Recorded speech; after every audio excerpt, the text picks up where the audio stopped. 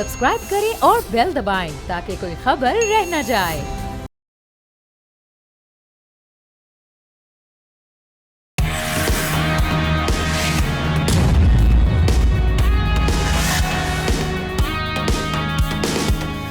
अस्सलाम वालेकुम, आप देख रहे हैं न्यूज़ पंच। मैं हूं आमना खटाना। नाज़रीन, आज यौम यकजहती कश्मीर के मौके पर मुल्क भर में कश्मीरी अवाम की जिद्दोजहद आज़ादी को खराज तहसीन पेश किया गया। आम तातील, सायरन, 1 मिनट की खामोशी और इंसानी हाथों की जंजीरों से कश्मीर से पाकिस्तानियों की यकजहती के अज़म को दो टोक अंदाज में ज़ाहिर किया गया। इस मौके पर हम देख रहे हैं कि जो रवायती तकरीर है सदर ममलिकत और वज़ीर आज़म उनकी भी सामने है। उन्होंने वाज़ेह किया कि पाकिस्तान कश्मीरियों की सियासी, सफारती और अखलाकी हिमायत जारी रखेगा। अफवाज पाकिस्तान ने मकबूजा कश्मीर में इंसानी हुकूक की संगीन खिलाफ वर्जियों पर सख्त मौक़िफ़ इख्तियार करते हुए कश्मीरी अवाम के साथ खड़े रहने के अज़्म का इआदा भी किया। लेकिन ज़मीर इस पर कब तक जागेगा और पाकिस्तान के पास क्या क्या इस वक्त मौक़े मौजूद हैं कश्मीर का मुकदमा लड़ने के लिए, इस पर बात करने के लिए एहतशामुल हक साहब सीनियर एनालिस्ट हमारे साथ मौजूद हैं। एहतशाम साहब, since we are the part of peace board, तो आप क्या समझते हैं कि ये प्लेटफॉर्म कितना सिग्निफिकेंट है पाकिस्तान के लिए कि पाकिस्तान अपना ये मुकदमा कश्मीर के हवाले से जो हम कई सालों से कोशिश कर रहे हैं मुख्तलिफ प्लेटफॉर्म पर, लेकिन हम देख रहे हैं कि उस तरह से हमें रिस्पांस नहीं आया इस पर। सो अब कोई उम्मीद जागी है? देखिए, हम ना कश्मीर के कॉन्टेक्स्ट में एक बात तो बड़ी वाज़ेह तौर पे सामने आई है कि मई की जो जंग जिसमें हमने धूल चटाई हिंदुस्तान को और सारी दुनिया उसकी मोतरफ़ है, उसके बाद ये कश्मीर का इशू जितनी तेज़ी के साथ इंटरनेशनलाइज हुआ है, उसके बाद तो आप देख लें कि अब लोगों ने कहना शुरू कर दिया है कि जी ये वाकई जो पाकिस्तान पहले कहता था कि न्यूक्लियर फ्लैश पॉइंट है कश्मीर, ये अगर इट रिमेन अनरिजॉल्व तो ये दुनिया के लिए एक बड़ा मसला बन जाएगा। बिल्कुल। आपको याद होगा कि ये जंग से पहले अब ना प्रेसिडेंट ट्रंप जो है उनकी एक वीडियो बड़ी मशहूर वायरल हुई थी जिसमें वो कह रहे हैं हाथ हिला के, कहते हैं they are fighting, let them fight, we don't want to intervene it. वो कहते हैं हज़ारों साल से इनका मसला हम कुछ नहीं कर सकते। फिर कहा जाता है कि ये जंग के बादल वाकई गहरे हो गए और सारी इंटेलिजेंस एजेंसी दुनिया की उन्होंने बता दिया, ख़ास तौर पे CIA ने भी और जिसको कहते हैं MI6 बरतानिया की ने भी, कि ये जंग होने जा रही है और अगर आपने इस जंग को ना रुकवाया तो 8 घंटे के अंदर अंदर ये न्यूक्लियर जंग हो सकती है और इसके असरात जो है ना वो अमेरिका तक पहुँच सकते हैं। फिर प्रेसिडेंट ट्रंप ने कहा कि ये तो बड़ा मसला हो गया, फिर उन्होंने अपना इन्फ्लुएंस यूज़ किया और इसको जंग को ख़त्म करवाया, जो कि आज भी वाजपेयी साहब नहीं मानते इस बात को, वाजपेयी कह रहा हूँ, मोदी साहब नहीं मानते। चलें, अब असल सवाल ये कि जी अब होगा क्या। देखिए ना, अमेरिका अभी भी सोल सुपर पावर है, हमना वो प्रेसिडेंट ट्रंप जो कहते हैं वो करवा भी लेते हैं।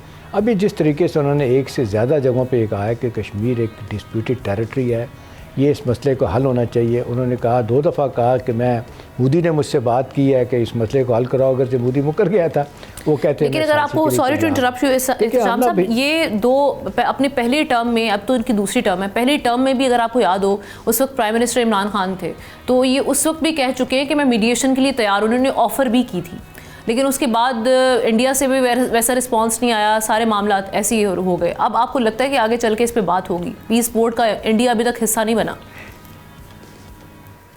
देखिए, हम ना इसमें एक चीज़ तो बड़ी वाज़ेह तौर पे समझ आती है ना कि जब हिंदुस्तान ये कहता है पूरी दुनिया को कि जी हमने तो शिमला एग्रीमेंट में ये तय करवा लिया था कि ये एक कश्मीर का मसला हो, बाकी पानी के मसले हों, ये हम बायलैटरली हल करेंगे, इसमें थर्ड पार्टी इंटरवेंशन की इजाज़त नहीं है। वो कहते हैं, लिखा हुआ देख लें आप क्या है। अब देखें ना, इसके बाद ही प्रेसिडेंट ट्रंप ने कहा था कि जी अगर ये दोनों मुल्क कहेंगे तो मैं सालसी के लिए तैयार हूँ, लेकिन हिंदुस्तान कब तक इसके पीछे छुपेगा। अभी आप देख लें, जब आपने देखा कि हिंदुस्तान ने जंग से पहले इंडस वाटर ट्रीटी को अपने तौर पे सस्पेंड किया था, तो बहुत सारे लोगों का ख्याल है, ऑफिशियली भी या ना ऑफिशियली भी ये बात कही गई, प्राइवेटली कही गई कि जी अगर हिंदुस्तान कश्मीर को अपना शिमला एग्रीमेंट को बहाना बना के इस तरफ नहीं आता तो ठीक है, हम भी नहीं मानते इस बात को, अपना क्या कहते हैं, सॉरी, इंडस वाटर ट्रीटी को उसने सस्पेंड कर दिया और बगैर किसी वजह के, और ये वर्ल्ड बैंक की जब तक मर्ज़ी ना हो ऐसा नहीं कर सकता, तो हम भी ये मुकर जाते हैं इस मसले को। हमें भी नहीं चाहिए कि हम शिमला एग्रीमेंट को जो है ना उसको कुछ घास डालें। तो देखिए, अब सवाल ये कि हिंदुस्तान का अभी भी सब कुछ होने के बावजूद एक बड़ा हुजूम है। अब देखना 1 बिलियन 1 अरब 30 करोड़ की आबादी में अभी भी आपके 40-45 करोड़ एक बड़ी वाइब्रेंट उनकी मिडिल क्लास है, सारी दुनिया उनको देखती है, इकॉनमी का हुजूम बड़ा है जिस तरीके से वो ऑपरेट करते हैं। अभी देख लें कितनी लैंडमार्क उन्होंने एक डील ली है 120 बिलियन से 150 बिलियन डॉलर की उनकी तजारत यूरोपियन यूनियन के साथ, और फिर देखें अमेरिका के साथ मामलात बेहतर हो गए। हमें उन्होंने पहले आपने देखा 50% उन पर टैरिफ था, फिर रूस से तेल ख़रीदने पर उन्होंने 50% और लगाया, अब अल्टीमेटली ख़त्म करके तो 18%, हम पे भी 19% है। तो कई चीज़ें सॉरी करके ट्रंप एडमिनिस्ट्रेशन पीछे हटी है। लेकिन एक बात है कि जिस तरीके से प्रेसिडेंट ट्रंप जंगों की बात करते हैं, ख़त्म करने की बात करते हैं, तो ये बात तो वो कहते रहेंगे।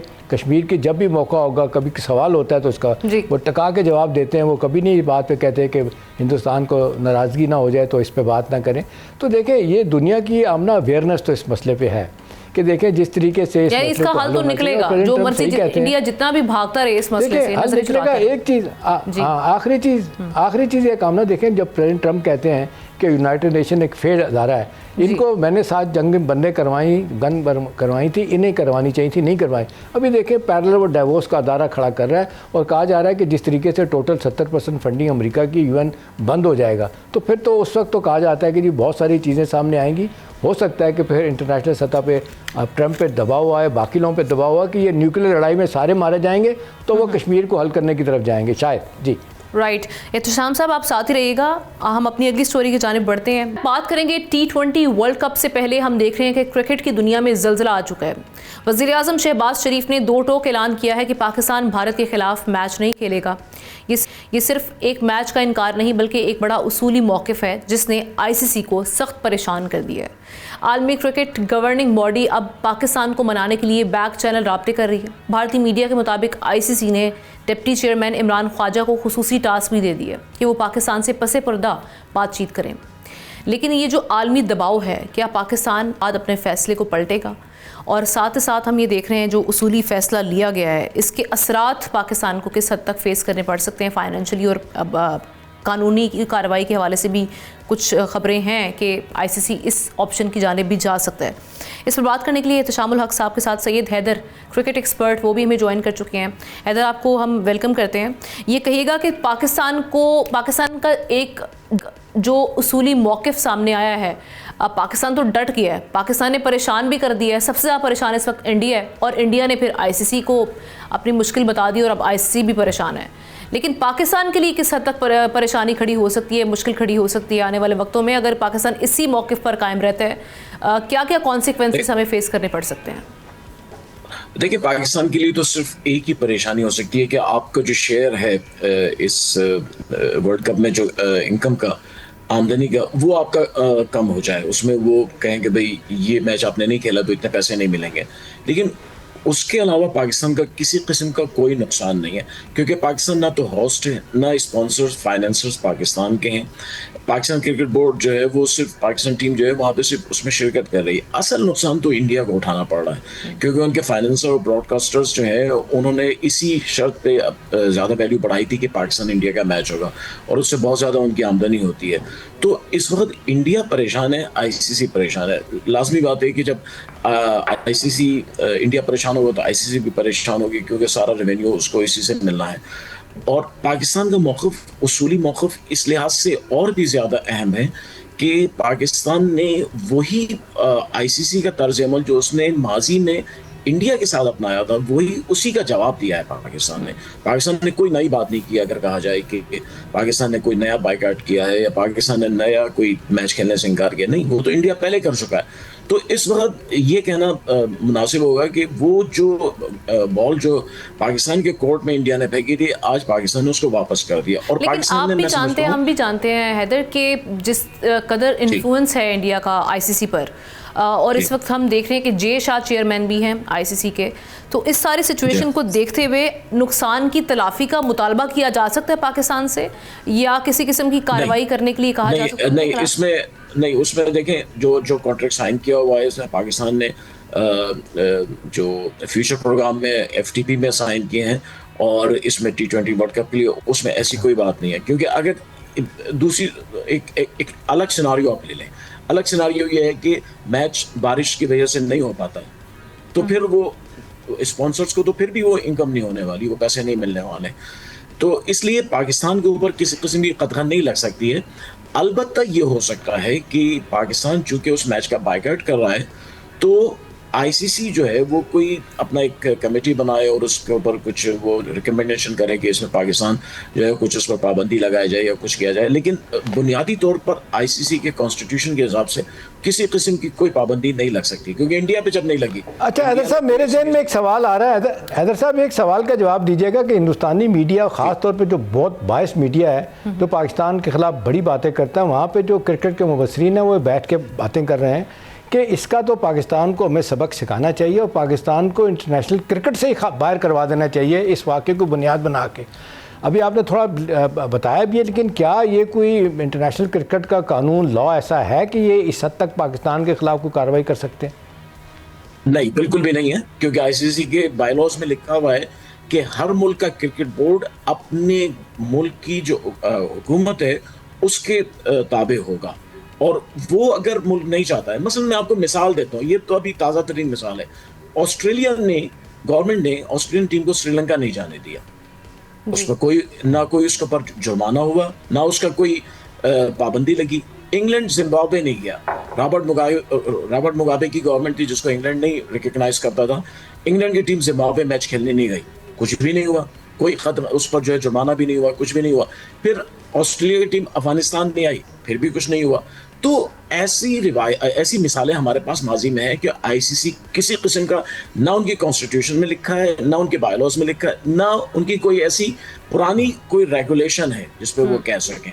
तो जो इंडियन मुबसरीन टीवी चैनल्स पे इंडिया में बैठ के ये बातें कर रहे हैं, वो सिर्फ और सिर्फ अपनी पब्लिक को प्रोवोक कर रहे हैं, वहां पे वो सिर्फ चाहते हैं मुश्तइल करें। और हिंदुस्तान के लिए, हैदर भाई, हिंदुस्तान के लिए कितना ये एम्बैरेसिंग होगा? क्या आपको लगता है कि बड़े जो ऑस्ट्रेलिया और बरतानिया उनके साथ खड़े हैं वो भी उनको को कहेंगे कि भाई आप अपना रवैया नरम करें और ये जो बंदों को निकालने वाली बात होती है और पाकिस्तान का कहीं कि मौका बिल्कुल ठीक है उसको माना जाए? आपको लगता है कि वो भी प्रिवेल करेंगे बरतानिया और ऑस्ट्रेलिया, या वो उनको पता है कि पैसा हिंदुस्तान लगाता है तो खामोश हो जाओ? बिल्कुल नहीं, देखिए कहना चाहिए इंग्लैंड और ऑस्ट्रेलिया को, न्यूजीलैंड को, साउथ अफ्रीका को, इनको कहना चाहिए कि भाई आप इतना बड़ा इवेंट कर रहे हैं, आपकी एज ए होस्ट आपकी जिम्मेदारी है कि आप सबको सेटिस्फाई करें, और अगर ऐसा नहीं होता है तो ये एक बड़ा कंट्रोवर्शियल टूर्नामेंट होगा, तारीख में लिखा जाएगा, और हिस्ट्री में जब भी लिखा जाएगा उसमें आगे ये लिखा जाएगा कि उस वक्त आईसीसी के chairman J Shah from India थे। तो ये बड़ी बेइज्जती की बात है। देखें, आप इंटरनेशनल सतह पे देखें तो हर मुल्क की कोशिश होती है कि अगर उसके यहाँ कोई इवेंट हो रहा हो तो वो किसी भी कंट्रोवर्सी से बचने की कोशिश करते हैं, ना कि और उसको आगे बढ़ाते हैं। इंडिया, लेकिन हम देखते रहे हैं कि इंडिया ख़ास तौर पे जो मोदी साहब हैं उनकी लीडरशिप में आगे से आगे बढ़ता रहा है, एज ए टीम भी अगर हम बात करें कि टीम में भी जो इस वक्त मामला चल रहे हैं, सो उसको देखते हुए आपको लगता है कि ये रवैया आगे जाके बदलेगा, इसको ब्रेक लगेगी, या ये आगे बढ़ के लॉबी करेंगे मजीद पाकिस्तान के खिलाफ?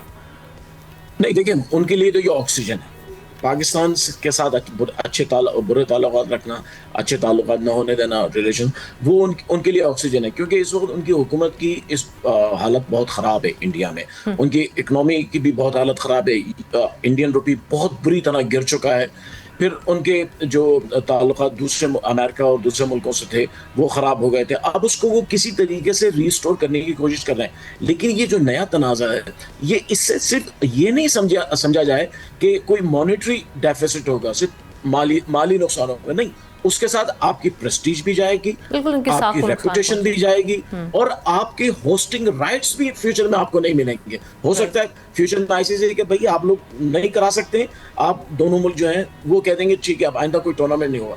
हमारे लिए कोई मसला नहीं है, पाकिस्तान के लिए, पाकिस्तान तो वैसे भी इतने कोई इंटरनेशनल इवेंट्स नहीं कराता है, इंडिया बहुत ज्यादा कराता है, और ओलंपिक कमेटी ने, IOC ने वार्निंग दे दी है, मैं आपको बता दूं इंडिया को, कि अगर ये सिचुएशन चलती रही तो आपको फिर आप अप्लाई नहीं कर सकते, कैंडिडेट नहीं हो सकता है ओलंपिक के लिए। राइट, दोनों गेस्ट हमारे साथ मौजूद हैं, एक ब्रेक के बाद वापस आएंगे, डिस्कशन का सिलसिला जारी रहेगा।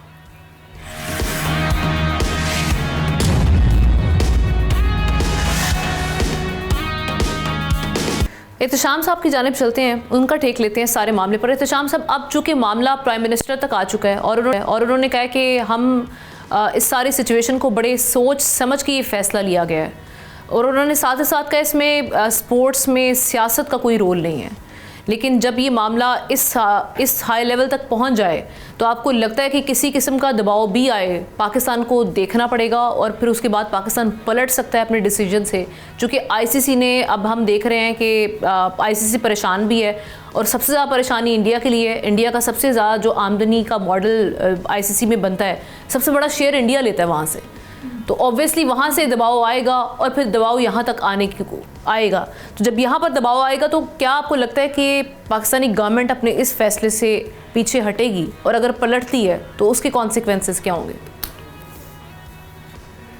देखिए, हमने जिस तरीके से ये बड़ा सोच समझ के फ़ैसला किया गया और कई दिनों की मुशावरत के बाद फ़ैसला किया गया निचली सतह पे, फिर जिस तरीके से हमारे क्रिकेट बोर्ड के चेयरमैन हैं वज़ीर दाखिला जनाब जी, उन्होंने प्राइम मिनिस्टर से मुलाकात की और ख़ासी लंबी तफसीलन मुलाकात के बाद ये फ़ैसला किया गया और फिर कैबिनेट में भी ये बात गई, वहाँ पे भी यही फ़ैसला हुआ कि जी हमें ये जो बात, हमें इस वक्त बांग्लादेश के साथ खड़ा होने की ज़रूरत है।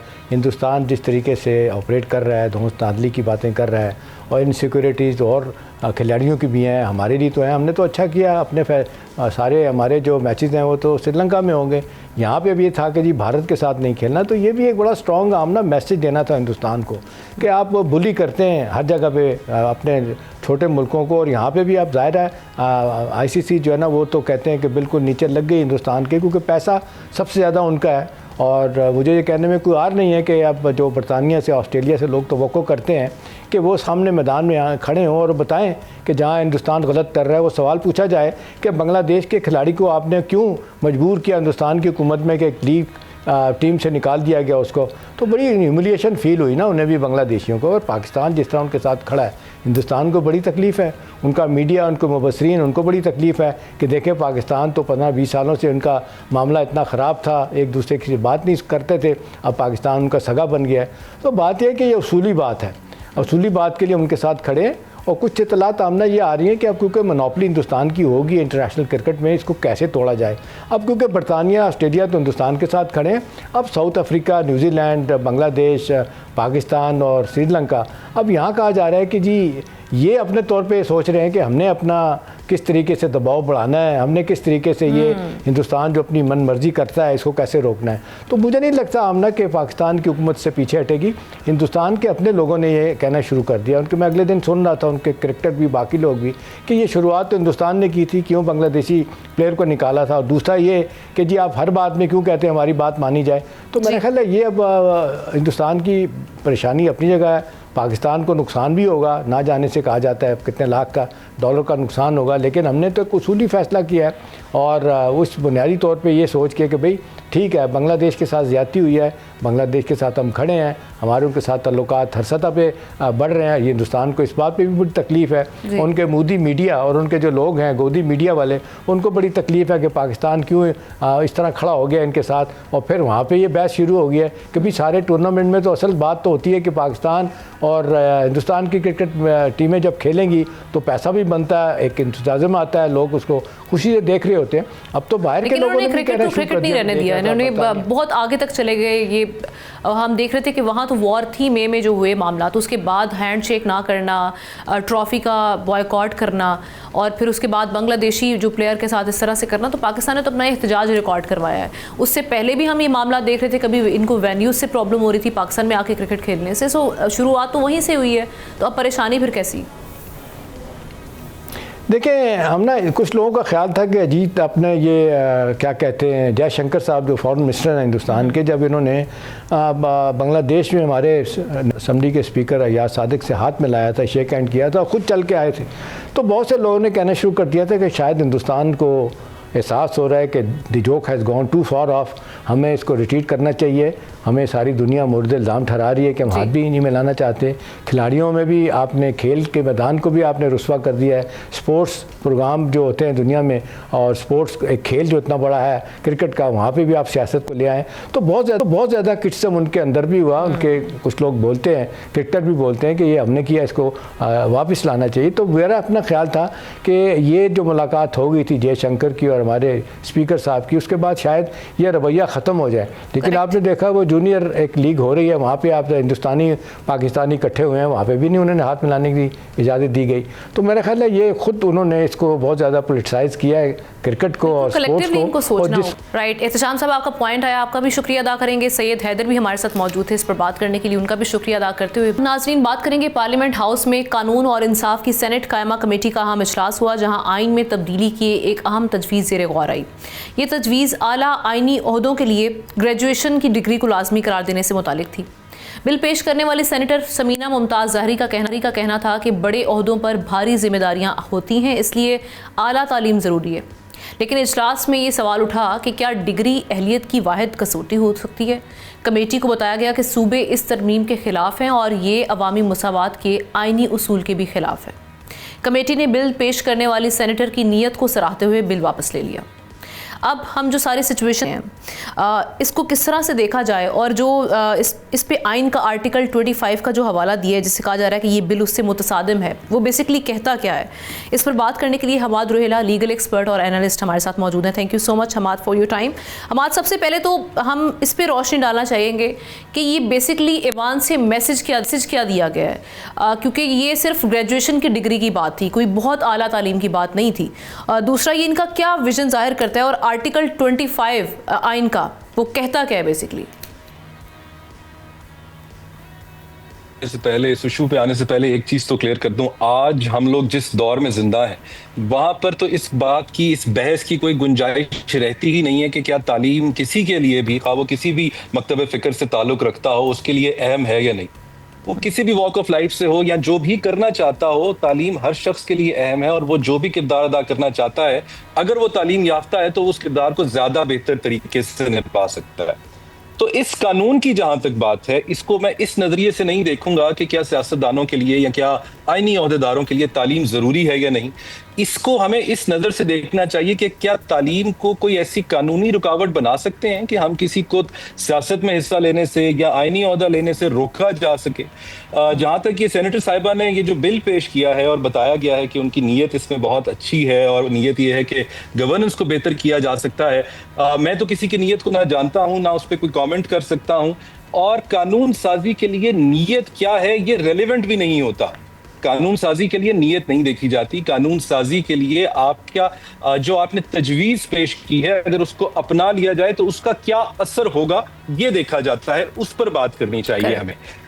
ये इस तजवीज का असर क्या होगा इसके लिए हमें बहुत ज्यादा सोचने की जरूरत नहीं है, बहुत ज्यादा गुमान करने की या इमेजिनेशन करने की जरूरत नहीं है। हमारे पास तो प्रैक्टिकल एग्जाम्पल रही है। आपके सुनने वालों को, आप सबको याद होगा कि सन 2002 में भी ये बात की गई थी, बताया गया था कि जो नेशनल असेंबली में आने वाले लोग हैं, जो प्रोविंशियल असेंबली में आने वाले लोग हैं, उनके लिए शर्त रख दी गई थी उस वक्त भी कि आप अगर ग्रेजुएशन की डिग्री रखेंगे तो ही आ सकते हैं। उस वक्त भी यही बताया गया था कि जो लोग ग्रेजुएट होंगे, एक ज्यादा एजुकेटेड पार्लियामेंट सामने आएगी तो वो ज्यादा बेहतर परफॉर्म करेगी। बेहतर परफॉर्मेंस उसने की या नहीं की, सियासतदानों को या सियासत को बेहतर किया या नहीं किया, ज्यादा कंट्रोवर्शियल जरूर हो गई थी उस वक्त की पार्लियामेंट, क्योंकि फेक डिग्रीज का इतना बड़ा इशू हमारे सामने आया था जो अभी भी, जिसके शायद आफ्टर इफेक्ट्स इस इलेक्शंस में भी लोगों ने देखे हैं। उस पार्लियामेंट के बारे में कोई स्टैटिस्टिक्स हमें नहीं दिए गए कि उसने कैसे बेहतर, वो एक एजुकेटेड पार्लियामेंट कहा जा सकता है उसको, वो ग्रेजुएट पार्लियामेंट थी, उसने कैसे आउट परफॉर्म किया, क्या स्टैटिस्टिक्स थे उसके, वो हमारे सामने नहीं लाए गए उस जमाने में भी। अगर कोई कह देता है कि उसका उस वक्त इशू ये आ गया था कि फेक डिग्रीज का मसला था, सिर्फ उसको हल कर लिया जाता तो सब ठीक हो जाता, तो मेरे ख्याल से वो शख्स इस चीज को, इस पूरे इशू को ओवर सिंप्लीफाई कर रहा है। मसला फेक डिग्रीज का नहीं था, मसला ये था कि हमने डिग्रीज को गुड गवर्नेंस का सब्स्टिट्यूट समझ लिया था, शायद जो हम आज भी कर रहे हैं। ये 2002 की मिसाल देने का मकसद ये नहीं है कि तालीम बेकार चीज है या सियासतदानों के लिए बेकार चीज है, हासिल नहीं करनी चाहिए। इसका मकसद ये है कि हमें कोई डेटा नहीं बताया गया, कोई रिकॉर्ड नहीं दिखाया गया जिससे पता चले उस वक्त की पार्लियामेंट या आज के जो ग्रेजुएट पार्लियामेंटेरियंस हैं वो कैसे बेहतर परफॉर्म कर रहे हैं। क्या उनकी अटेंडेंस बाकियों की निस्बत ज्यादा बेहतर है, क्या वो लेजिस्लेटिव इनपुट में कोई ज्यादा अच्छे मशवरे दे रहे हैं, क्या वो कमेटीज में ज्यादा बेहतर तरीके से पार्टिसिपेट कर रहे हैं? दुनिया डेटा के दौर पे जी रही है, हम कानून साजी कर देते हैं, हम इदारों को रिस्ट्रक्चर कर देते हैं और हम कोई डेटा सामने नहीं लाते। जब तक ऐसा डेटा नहीं आएगा हम ये नहीं कह सकते कि ये जो डिग्री की रिक्वायरमेंट दोबारा जाग रही है आज, ये कोई जस्टिफाइड रिक्वायरमेंट है। डिग्री जरूर एक प्लस है, मैं इस बात को दोबारा दोहरा रहा हूं, लेकिन ये कोई गारंटी नहीं है। इस बार जो फर्क आया है, इस तजवीज के अंदर जो फर्क आया है वो ये कि आईनी ओहदेदारों के लिए सिर्फ ये शर्त रखी गई है और बताया ये जा रहा है कि प्रेसिडेंट एंड प्राइम मिनिस्टर जो हैं, जो गवर्नर्स हैं, उनकी जिम्मेदारियां बहुत भारी होती हैं। उन्होंने इंटरनेशनल अफेयर्स को समझना होता है, कॉन्स्टिट्यूशन को समझना होता है, इकोनॉमी को, इंटरनेशनल ट्रीटीज को समझना होता है। इसलिए बेहतर है कि वो पढ़े लिखे हों, कोई डिग्री रखते हों। ये बात कहने में, सुनने में बहुत सिंसियर और लॉजिकल आर्गुमेंट लगता है, लेकिन हर सिंसियर चीज को, हर लॉजिकल चीज को आईन या कानून का हिस्सा बना देना ये भी लॉजिकल नहीं है। इसकी मिसाल अगर मैं आपको दूं तो आर्टिकल 62-63 हमारे सामने है। एक बहुत लॉजिकल और बड़ी सिंसियर सी बात है कि हर शख्स को सादिक और अमीन होना चाहिए, लेकिन हमने देखा कि जब उसको आइन का हिस्सा बना दिया गया तो उसका क्या इफेक्ट होता रहा है। इसकी दूसरा इम्पैक्ट इस चीज का ये है कि अगर सिर्फ आप आईनी ओहदेदारों को ही सामने रखेंगे और उनके लिए ये रिक्वायरमेंट रखेंगे तो उस जमाने में, उस दौर में, उस पार्लियामेंट में जो लोग और हैं जो ग्रेजुएट्स नहीं है, आप उनके ऊपर एक सीलिंग खड़ी कर रहे हैं, उनको बता रहे हैं कि आप इससे ज्यादा आगे नहीं जा सकते। ये चीज आर्टिकल 25 के मुनाफी है, मुसावात के मुनाफी है। हमें ये समझने की जरूरत है, हमें अपने रियलिटीज को समझने की जरूरत है कि हम जिस माशरे में रह रहे हैं वहां पर तालीम के मौके हर किसी को यकसा मुयस्सर नहीं है। किसी को उसके सोशल क्लास की वजह से, कोई शख्स जिस इलाके में रहता है उस वजह से, या किसी को उसके जेंडर की वजह से ही तालीम के यकसा मौके हासिल नहीं है। तो जब आप किसी को यकसा मौके नहीं दे रहे तो क्या उसको रुकावट बना सकते हैं कि वो सियासत में ना आए उस वजह से, या फिर उसकी वजह से कोई आईनी ओहदा ना ले सके? ये हमारी सोशल रियलिटी है, इसको हमें समझना चाहिए। एक और बात जो लोग अक्सर आर्गुमेंट देते हैं कि जब आप प्रोफेशंस में आते हैं, डॉक्टर बनते हैं, लॉयर्स बनते हैं, इंजीनियर्स बनते हैं, तो आपको डिग्रीज चाहिए होती हैं, तो प्रेसिडेंट या प्राइम मिनिस्टर या गवर्नर के लिए क्यों नहीं? मैं यहाँ पर ये चीज वाज़ेह करना चाहूंगा कि जिन प्रोफेशंस का जिक्र किया जा रहा है वहां पर टेक्निकल कॉम्पिटेंस की जरूरत होती है, वो एक मुख्तलिफ चीज है। जो सियासत की बात है, जहां तक आईनी ओहदों की बात है, तो ये एक रिप्रेजेंटेटिव फंक्शन है। इन दोनों को आप यकजा नहीं कर सकते। आप रिप्रेजेंटेटिव फंक्शन में लीडरशिप, विजडम को और पॉलिटिकल विजन को जो है सब्स्टिट्यूट डिग्री से नहीं कर सकते। इसको भी आप देखिए तो जो बहुत सी डेवलप्ड फ्रांस जैसी, जर्मनी जैसी, इंडिया जैसी, यूके, यूएसए जैसी जो डेमोक्रेसीज है, वहां पर ऐसी कोई रिक्वायरमेंट मौजूद नहीं है कि आपका जो ऑफिस होल्डर है। एक आखिरी बात मैं करता चलूं, वहां पर भी उन्होंने एलिजिबिलिटी, जी आखिरी बात कर रहा हूं, एलिजिबिलिटी और मेरिट को अलग रखा है। एलिजिबिलिटी कानून और आइन तय करता है, लेकिन मेरिट वो वोटर के पास है। अगर वोटर चाहता है कि वो किसी को वोट दे उसकी डिग्री के बरक्स, तो वो उसका हक है, वो उससे नहीं छीनना चाहिए। Right, thank you so much Hamad आपके एनालिसिस के लिए। एक ब्रेक लेते हैं, ब्रेक के बाद वापस आएंगे।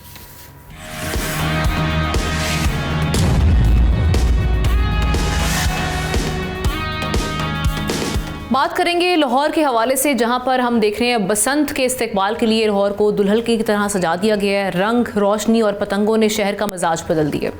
2 रोज़ा छुट्टियों का ऐलान हो चुका है, मौसम भी सर्द है और हम देख रहे हैं कि इंतज़ामिया ने ज़ाब्तों और पाबंदियों को नुमाया रखा हुआ है। पुलिस और इंतज़ामिया इस वक्त मुतहरिक दिखाई दे रही है। कानून शिकनी पर ज़ीरो टॉलरेंस की पॉलिसी दोहराई जाएगी। दूसरी जानिब यही बसंत लाहौर की मईशत में नई जान डालती दिखाई दे रही है।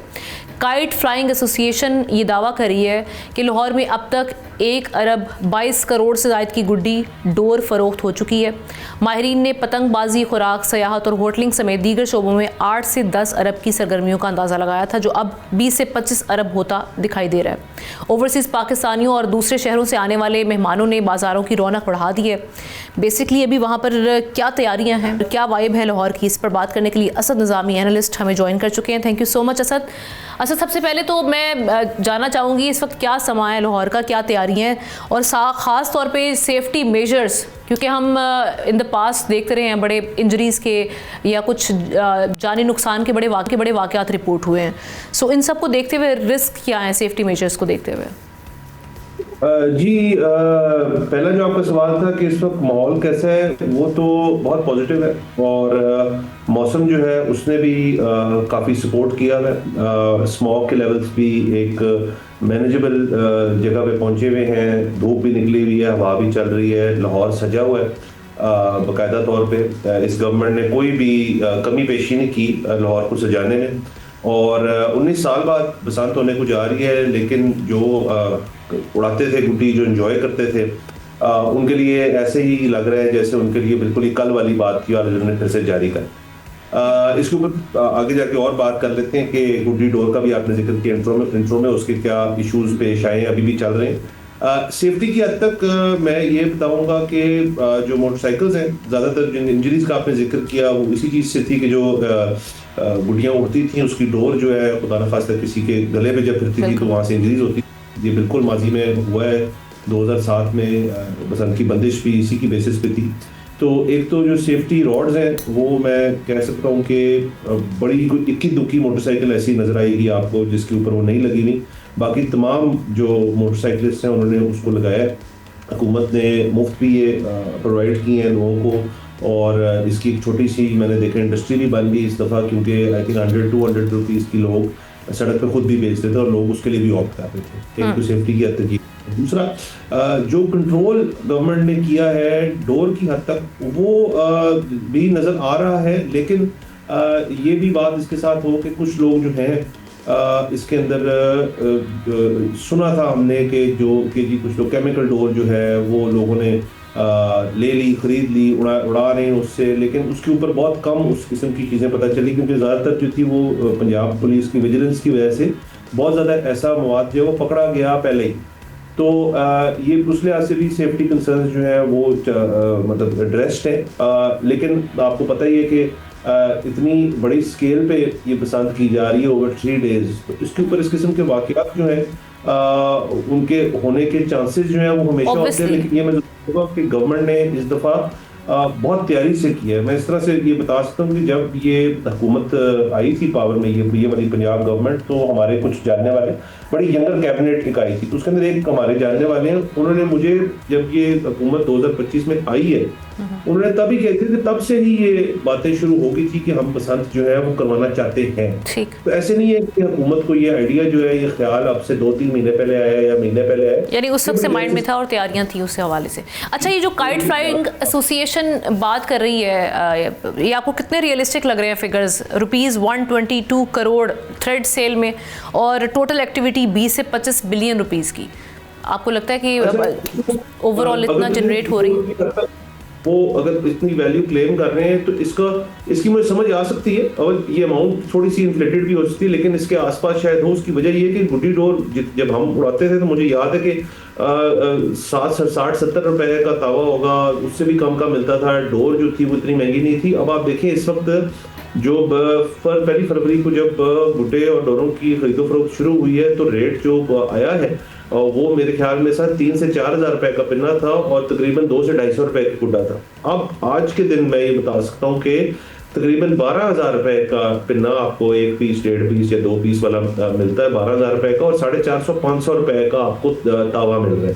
तो रेट्स जो है कम से बहुत ज्यादा बनी है। इसकी भी एक बड़ी खास वजह, क्योंकि ये इंडस्ट्री जो थी जी जब यहाँ पे बंद हुई बसंत, तो ये सारे कारीगर वगैरह थे, इनको कोई ना कोई जगह चाहिए थी, क्योंकि ओवरनाइट ही इनका कारोबार बंद हो गया था। और गुड्डी डोर जो थी वो ऐसी चीज नहीं थी कि सिर्फ बसंत की इन्वायरमेंट में उसका कारोबार चलता था। गुड्डी डोर का ये था कि वो सारे साल ही तकरीबन लोग जो थे वो पतंगबाजी करते थे। सो ये सारी इंडस्ट्री केपी मूव हो गई थी, हरिपुर एक्चुअली, वहां पे सारा गुड्डा डोर बनती थी और ये एक्सपोर्ट होती थी बाहर, कनाडा और दीगर और मुल्क जहाँ पे बसंत मनाई जाती है। सो सारी इंडस्ट्री और सारा कारीगर वहां चला गया, यहाँ बड़े कम लोग रह गए। सो आप ये कह सकते हैं कि यहाँ पे इंडिजिनस लाहौर की जो इंडस्ट्री है वो तो थी नहीं, और वो सारी गुड्डी डोर जो है वो यहाँ पे जितने लोगों ने बना ली वो इतनी सप्लाई ही नहीं थी। और सप्लाई डिमांड का तो ये असूल है कि डिमांड ज्यादा होगी, सप्लाई कम होगी तो प्राइस ऊपर जाएगी, तो कीमतें बहुत ऊपर गई। आपके इसी सवाल से मैं लिंक ये बात भी कर दूं कि जो इकोनॉमी का पहिया है, असल में देखिए बसंत के ऊपर लोग जो है वो फोकस हो जाते हैं पतंगबाजी पे। वो तो उसका एक फैक्टर है, उसके और दीगर बहुत अनासर है। आप इस वक्त लाहौर के अंदर किसी होटल में आपको कमरा नहीं मिलेगा, लोग बाहर से आए हुए हैं, यहाँ पे स्पेंड कर रहे हैं अपना टाइम।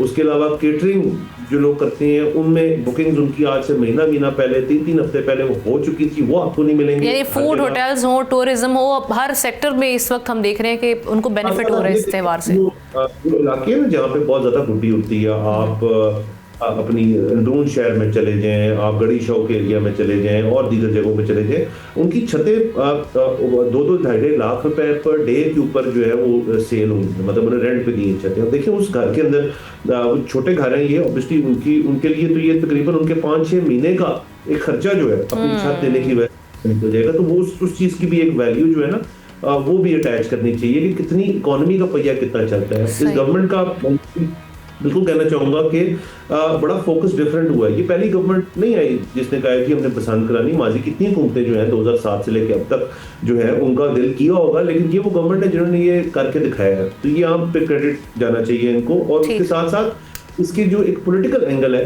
वो भी इसके अंदर है कि बहुत ज्यादा ऑपोजिशन के लोग भी कह रहे थे कि ये नहीं करनी चाहिए, ऐसे नहीं वैसे नहीं। ये गवर्नमेंट डे से आप देख रहे हैं, वो लाहौर शहर या पंजाब की हद तक महदूद क्यों ना हो, आप हॉर्स एंड कैटल शो देख लें, आप क्रिसमस से भी गुजरी उसके ऊपर देख लें गवर्नमेंट क्या रवैया था वो। ये सारा कुछ जो है इस गवर्नमेंट ने बड़ा डिफरेंटली किया कि लोगों को इंक्लूड करें, लोगों को इवेंट्स दें, ये बड़ी अच्छी चीज। और लास्टली आपकी अपनी तैयारियां कैसी हैं, क्या प्लान्स हैं आपके बसंत को लेकर?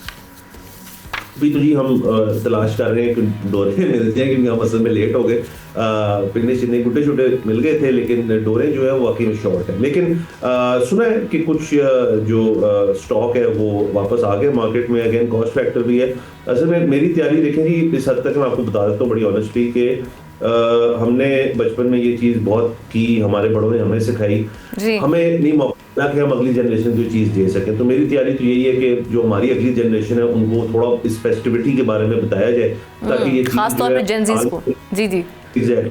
अगले साल में एक दफा ही होनी है, 3 दिन के लिए होनी है, लेकिन it's something to look forward to. तो आई थिंक वो जो लोग अमनो मान से अल्लाह खैर करे, ये सारी चीज़ जो है ये बसंत अगर गुजर गई तो हर साल इंशाल्लाह ये होती रहेगी और अगली जनरेशन को हमें ये चीज़ देनी चाहिए। चलें, good luck, thank you so much. Asad Nizami इस पर बात करने के लिए मौजूद थे। सो अब देखते हैं कि बसंत के हवाले से क्या कल लाहौर में समा देखने को मिलता है। इस हवाले से हम फिर फर्दर डिस्कस करेंगे अपने प्रोग्राम में। हमें इजाज़त दीजिए आज के प्रोग्राम से, इंशाल्लाह कल मुलाकात करते हैं। अल्लाह हाफ़िज़।